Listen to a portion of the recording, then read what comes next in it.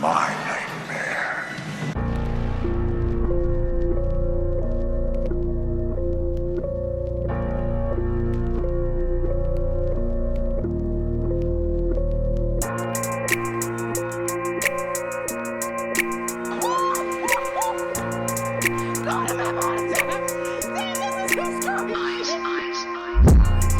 What's up, everybody? It's your boy Trigger Troy, and welcome back to Man of Horror, my horror pod where I talk all things scary.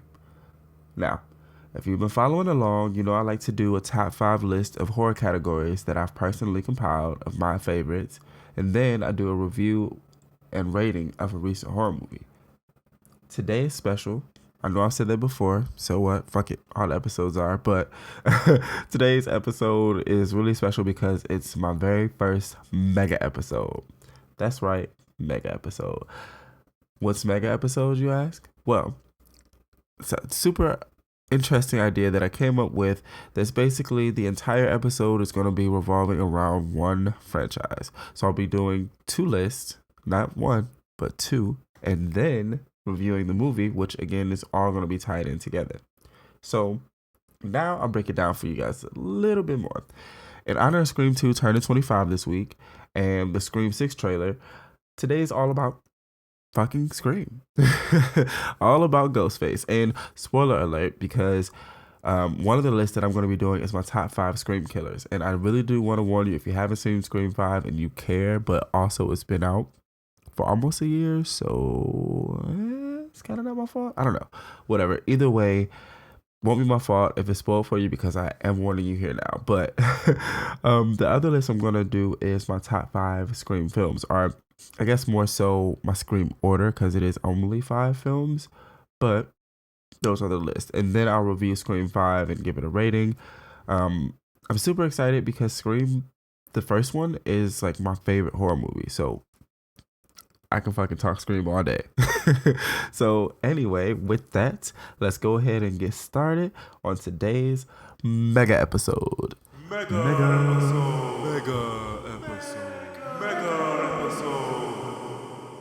All right, so to go ahead and start us off, I'm going to go ahead and do my Scream order. So, in 5th place, Scream 3. And honestly, I think any Ghostface or Scream fan or just true horror fan in general will probably put Scream 3 at the bottom. Or honestly, just anybody. It's not exactly bad. It's just compared to the rest, it's bad. The thing is, it's a fun movie. Scream movies are fun. It just had a lot of rushed ass ideas. Like, if they pushed it back maybe a year, they probably could have fleshed out some of the shit better. But the fact that I don't know, like, you know, so okay, there's the thing about the fucking voice stealer thing, and that shit doesn't even exist now. So, like, what the fuck is that about? And I won't completely, you know, down talk it, but there's like the other thing that irritated me was Roman being the only killer. I liked the idea of Sidney having an older brother and his story. Actually, I think it was kind of interesting, you know. It was an interesting plot, but every movie had 2 killers. And then with some of the shit that was happening in this movie, it made absolutely no sense for him to have been the only killer, which I'm hoping maybe in Scream 6 we realize he had a partner and he's had it in. I don't know, but either way, hated it. That, and again, that fucking unbelievable ass voice stealer plot device, so bad. Anyway, again, I don't want to down talk it completely. There's like big explosions. It's kind of big for Scream, but it also takes place in Hollywood, so it kind of makes sense. You know, it has that vibe of like making it a bigger film, like a blockbuster kind of thing. It was another meta idea, so I kind of liked that they did some of the stuff like that. And actually, you know what? I'm remembering another thing that they did that was weird. They were, so, you know, the movie takes place on a film set, and it's the film set of a new Stab film, but the set looked like Scream 1, which would have meant that this was a set that they filmed on for Stab, which premiered in Scream 2. See what I mean? Like, not thought out. Not fucking thought out at all. But again, this is part of the Scream franchise. So, love it or hate it, it's definitely canon. And it's simple, you know? Simple movie, fun to watch. That's it. And a fourth place, Scream 4. 444. This one was good. Honestly, much better than the predecessor, obviously. Scream 4 felt fresh. Like, literally, it was a lot of new faces. And it gave us fan fucking favorite Hayden Panettiere's character, Kirby. I loved Kirby. Her scene where she has to name all the horror movie remakes is iconic, bro. Like, amazing. She's definitely in my top 5 like overall favorite Scream characters. And now that I'm thinking about it, because she's supposed to be in Scream 6, I guess now technically she's a final girl. Well, anyway, of course, you know, the OGs are in it, and it's great to see them after so long, because I believe it was like, what? I want to say 8 years from Scream 3 when this came out. 8, 9, 10, somewhere in that decade range. But it was great to see them after so long, and you know, it was nice to see the growth. One of the things I didn't like though was whatever lens they used. Like, I'm pretty sure they put like Vaseline on the lens, because everything was so shiny and like bloomy and like, I don't know. It's hard to fuzzy. Like, I don't know.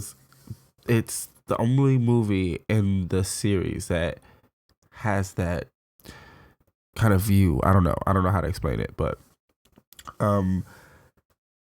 another thing I didn't like about this one though is the wording in some of the lines. Like, I can't explain it, but like when Ghostface says, "This isn't Trevor," it sounded so weird to me. Like, it hit my ears so wrong, and like apparently other people noticed but liked it, because they use it again in fucking Scream 5. So whatever. Apparently I'm not gonna escape "this isn't" whatever the fuck. Either way, totally enjoyed Scream 4. I think they overdid the whole red herring thing, because there was so many people that they were trying to like, I don't know. I guess Scream does that though. That's the idea. It's just, I think, well, yeah, because Scream 2 does it. Whatever. Only movie that didn't do it so much was, well, maybe, oh, fuck it. All of the movies did the red herring thing. Maybe I just only noticed it here because Sheriff Judy is just fucking weird in this movie. But whatever. Great watch. Definitely watch it if you haven't. But if you're a horror fan and you haven't, then shame. Yeah. All right, now in third place, Scream motherfucking 2. Happy 25th anniversary, Scream 2. The opening scene alone is iconic. Like, both the original and the spoof were branded at the theaters, and if you pay attention to my show, that's clearly the scene in, you know, the show's opener. But Jada Pinkett did so good in the OG scene, man, and that damn blood curdling scream at the end of it, chills. Like, I watched it about 2 weeks ago, and yeah, just that scream is just, man. So I like seeing the characters a bit older with this one. I liked seeing Dewey and Gail's chemistry working together. I think this Scream 3, well, no, actually, yeah, just this and Scream 3, they do the most work together, and it's really enjoyable on screen. You know, they have really good chemistry, and I love that Mrs. Loomis was the killer. Like, the idea of her being the killer was just, it was smart. You know, the whole thing was blaming it on the parents, and Laurie Metcalf fucking murdered that shit. Like, she was fucking nuts. She played, her switch was one of my favorites. Like, because one, I wasn't really expecting her. She seemed like such a background character, which so smart. Or not necessarily a background character, but just like a weirdo, but not murder weird. Well, damn, now that I'm really like thinking of scenes in the movie, she totally was a suspect. Damn. Okay, whatever. But like, she has this part where like she's holding Sydney and she's ducking behind her, and talking to Cotton, and she looks so wild, man. I loved the bigger setting. You know, it was a bit more diverse, and I love that a fucking black man makes it to the end. Homeboy was like, "Yeah, no, I'm just gonna go." Like, smartest fucking character in the movie. Um, One of the things I did hate though, that I have to say, was this cringy ass fucking scene where Sydney's boyfriend, I can't even think of his name right now. I don't even care because the scene was annoying, and I can't even think of the actor's name, but um, he's singing on tables and shit in the cafeteria like it's fucking High School Musical, and it's really annoying. It's so cringy to watch to this day.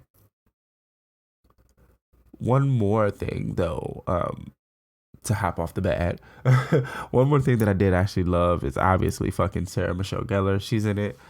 I think her death scene is pretty fire. Because I love the phone call that she's on. It's so classic Scream, and it's just fucking Sarah Michelle Gellar. Like, you really don't need much more reasons to watch if you haven't. So, in the second place, Scream 5. I know, right? Listen, this movie is fucking amazing. I wasn't excited about a new Scream movie. You know, I wasn't really excited for Scream 4. Um, but it surprised me. So I ended up liking it. And then they do it again. You know, this one though, it had the spirit of the first Scream. I can't even explain it, but like, you get invested in the characters, you get invested in the mystery, you get invested in the whole, just everything of the movie. Um, and honestly, one of the killers I didn't see coming.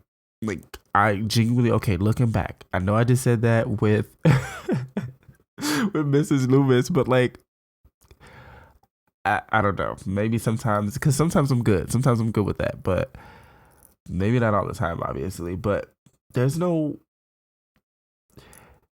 there's not really anything I didn't like about the movie. Like, there's so many callbacks in it that are just done really fucking well. I feel like the writers fleshed this film out so well. Like, it shows, you know, the connection to the legacy characters felt natural, and there wasn't a question in my mind about any of them. You know what I'm saying? It just made sense. Like, Billy Loomis having cheated on Cindy in high school, looking back, knowing that he was a serial killer, clearly he would have lived a double life. That makes fucking sense.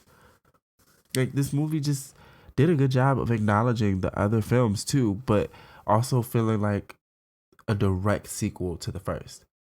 Like, I appreciate the writers of this film so fucking much, man. And because, like, you can just tell it's for the fans, and most importantly, for Wes. Like, it's totally for Wes Craven. So rest in peace to the king, the OG, and to these new writers, man. Thank you so much. And with that, like, you pretty much have to fucking see it. Like, you have to. And then last, in the first fucking place, obviously, clearly, what the fuck else, right? The original and the one that started it all, Scream.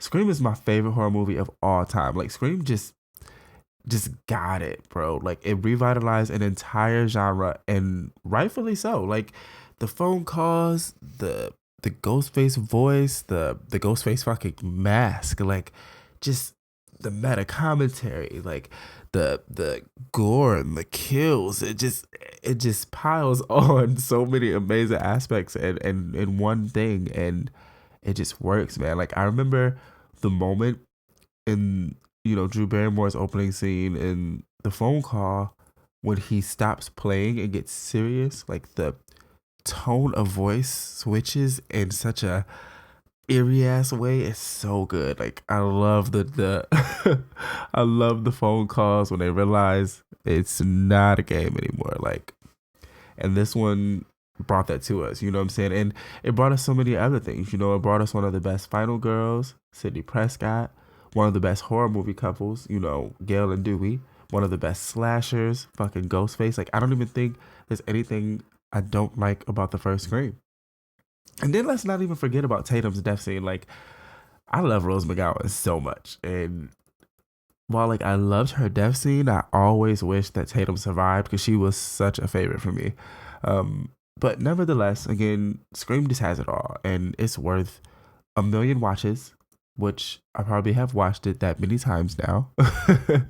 And if you've never seen it, I don't give a fuck if you're a horror fan or not.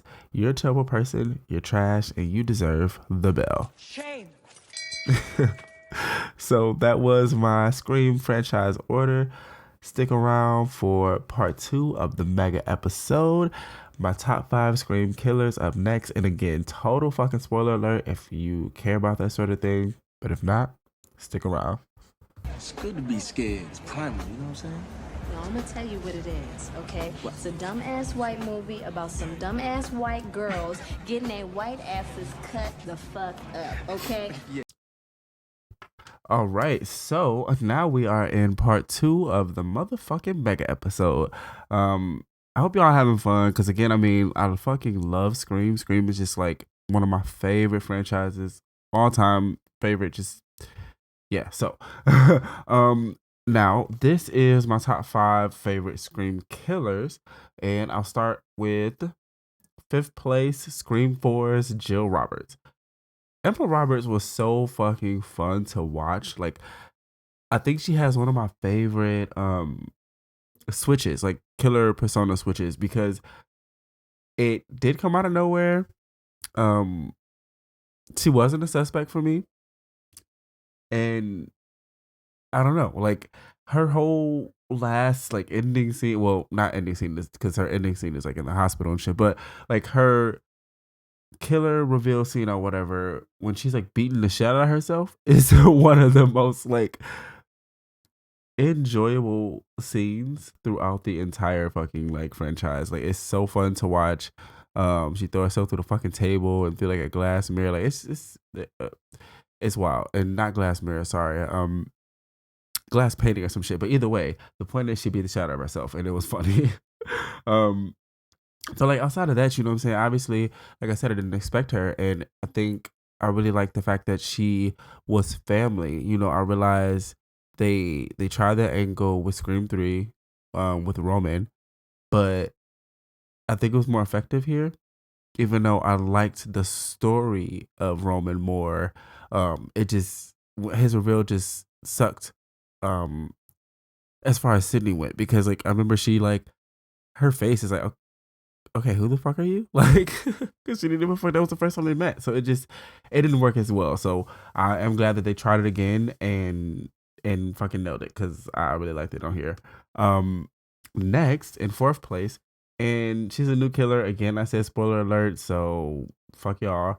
But Amber fucking Riley, man, I loved her reveal too. I think it wasn't as shocking. I don't know, like, so it was really quick and instant. I'll say that. Like, I didn't necessarily suspect her. You know what I'm saying? I suspected Richie, but like looking back, she has a very killer face. So when she revealed that she was one of them, it was just like, oh, okay, yeah, that makes sense. Like, and it's like I should have fucking taken the cue from Scream 4, but go figure, right?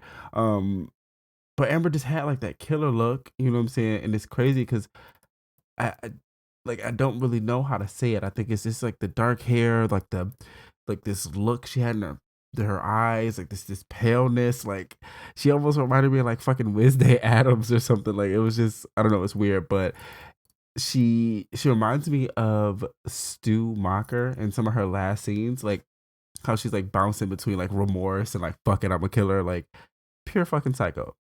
So enjoyable. 3rd place, and this one is, well, obviously one of my favorites, but I think this one is special because I think she is the oldest killer in the fucking group. Laurie Metcalf, fucking Mrs. Loomis.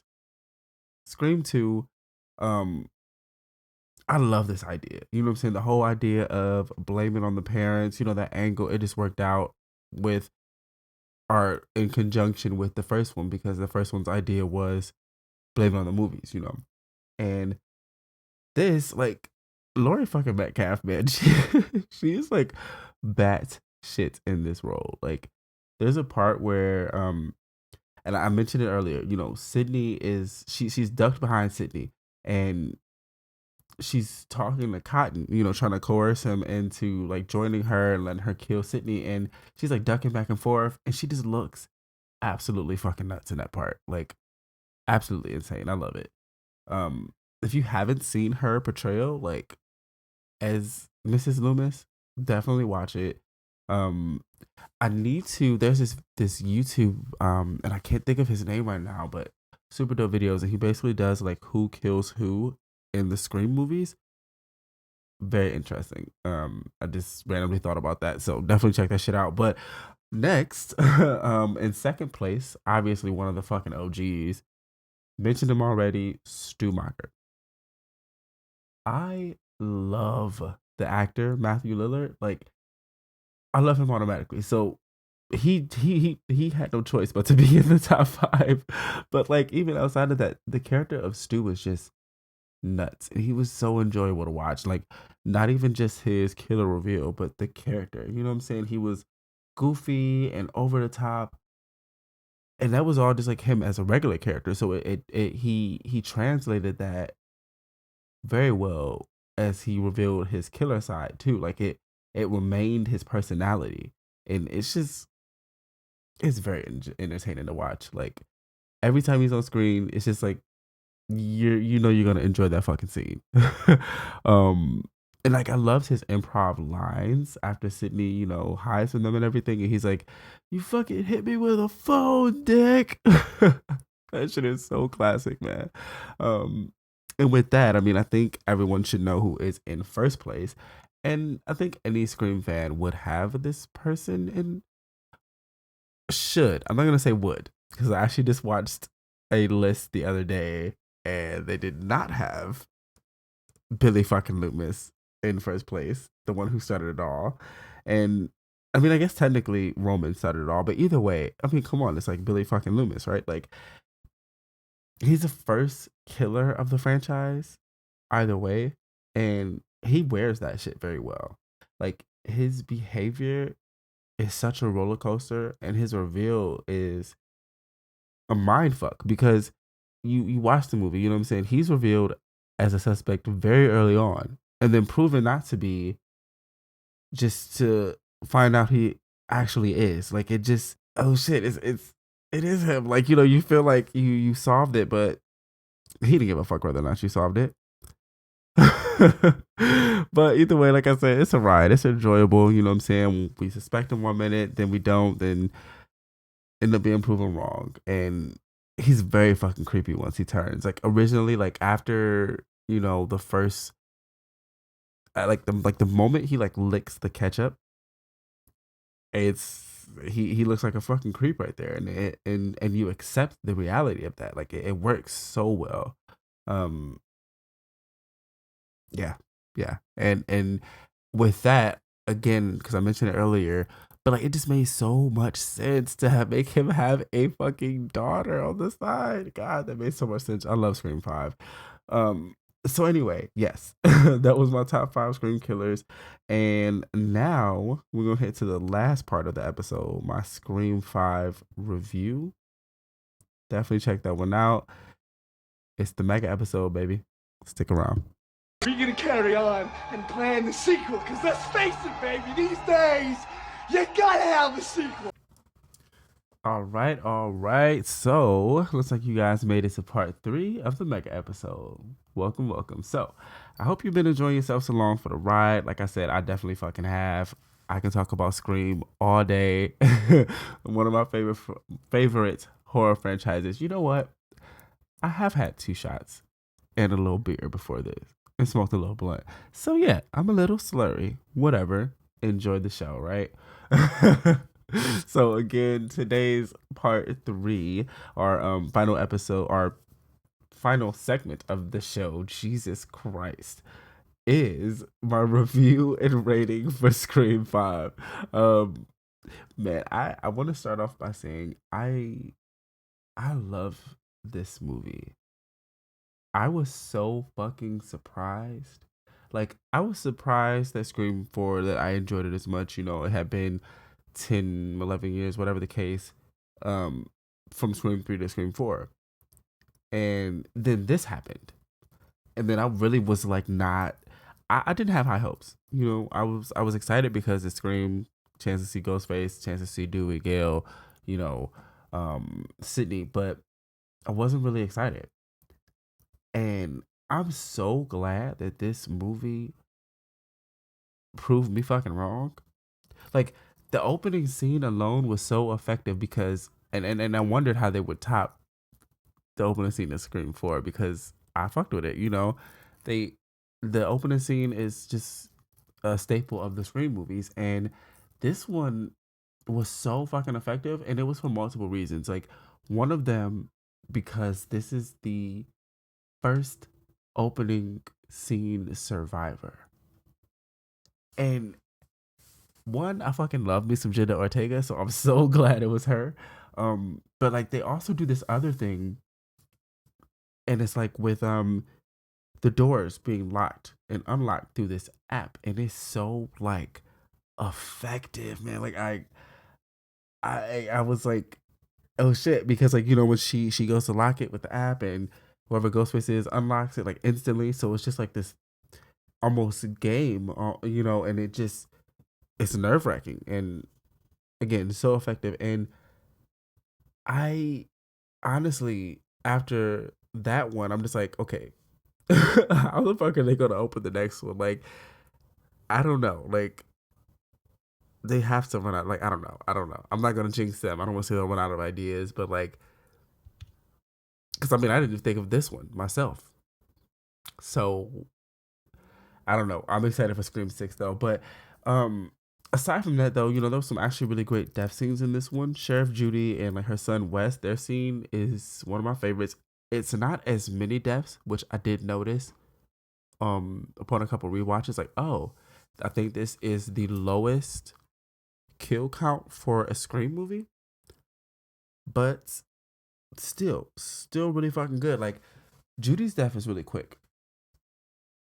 Ghostface like baits her into coming home, and like just before she gets to the door and right before she reaches the porch, he comes out and just like stab like quick. Like a lot of the stabs are like a lot of the kills in this movie were really quick like that too. Like just instant fucking like just jabs, man. Like it was I don't know, it was wild. And then like her son Wes, his kill was like a slow build. Like again another like jab, quick kill stab moment, but the build to it was I think another one of my favorite parts of this movie.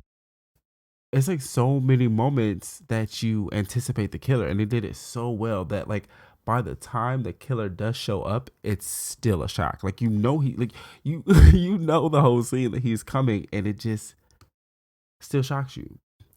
Another thing about this movie is, and again, I said spoiler alert like 3 fucking times in this episode, so this is your fault. Dewey's death. The death of a legacy character,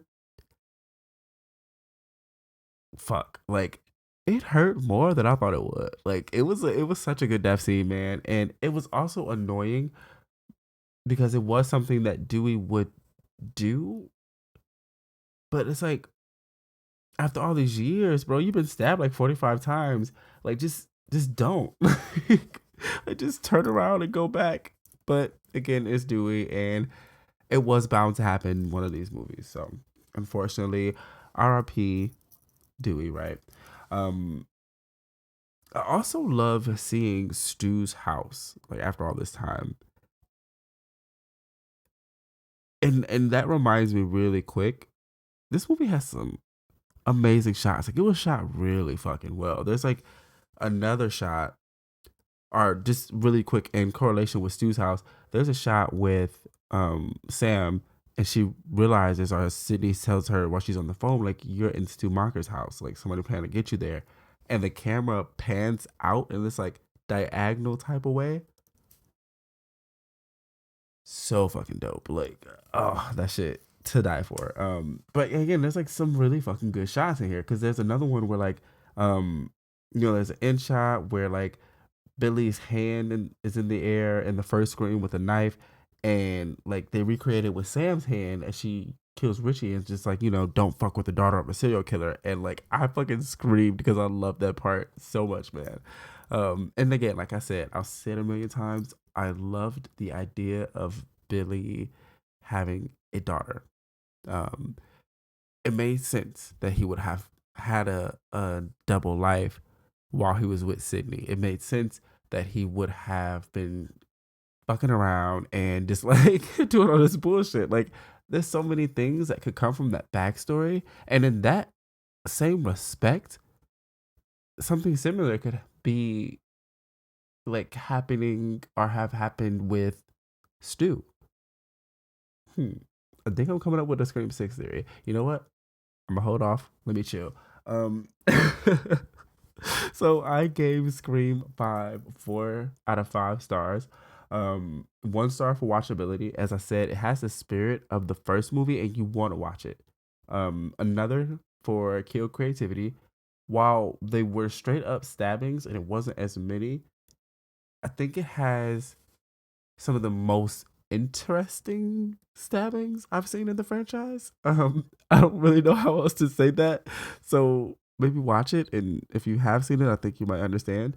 But another one for cohesive story because it fits as a standalone sequel to the first, but it also fits in the overall franchise. And I think, honestly, I think a lot of the films kind of do that, if I can be honest. But either way, the last star I gave it was killer fear factor. And there's always a killer fear factor when the story is a whodunit for me, because anybody could have fucking done it. So the whole mystery thing adds that fear factor and that air of paranoia for me. So that is my 4 out of 5. Give Scream 5 a watch. I promise you will not fucking be disappointed.